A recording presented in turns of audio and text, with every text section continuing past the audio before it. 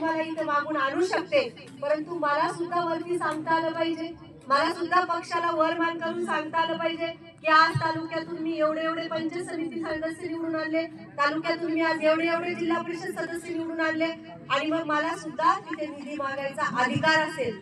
आणि त्या अधिकार तुम्ही जर सगळ्यांनी दिला तर मी तुम्हाला सांगते की जसं वैजापूर, गंगापूर, जी जशी आपल्या आजूबाजूची तालुके, तसाच तालुका येणाऱ्या 4 वर्षामध्ये मी आपल्या सर्वांना या ठिकाणी करून दाखवेन. फक्त माझ्यावर विश्वास ठेवा आणि आम्हाला सगळ्यांना आशीर्वाद द्या. आज हे जे काही 2 उमेदवार तुम्हाला तुमच्या समोर बसलेले आहेत, आता रमेश भाऊ बद्दल जर सांगायला गेलं तर अतिशय दिलखुलास व्यक्तिमत्व आहे.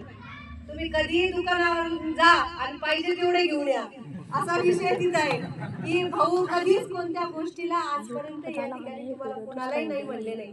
आता जसं सरांनी सांगितलं की भाऊंचं बालपण इकडे गेलं, सगळ्या गोष्टी इकडे गेल्या, त्याच्यामुळे तळागाळातला माणूस, तुमच्यामध्ये राहणारा माणूस, आणि तुम्ही आवाज दिल्याच्या नंतर तुमच्या हाकेला ओ देणारा असा हा माणूस त्या ठिकाणी आहे. आणि संतोष भाऊ सुद्धा त्यातलेच आहे. आज जरी नवीन असले तर माझ्याकडे अनेक जुने लोक त्या ठिकाणी तिकीट मागायला आले आणि अनेक लोकांनी तिकिटावर दावा केला, परंतु नवीन लोकांना सुद्धा कुठेतरी संधी मिळाली पाहिजे.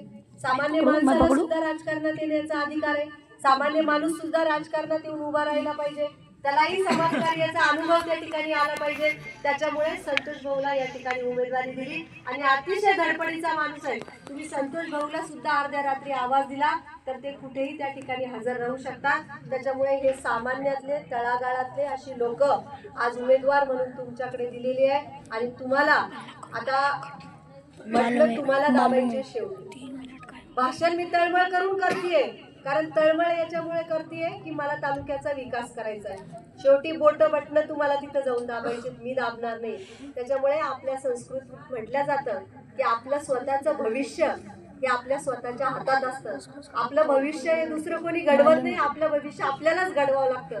तसं आता तुमचं भविष्य हे तुमच्या सगळ्यांच्या हातामध्ये, आणि आता ते घडवायचं की काय करायचं हा तुमचा सगळ्यांचा विषय.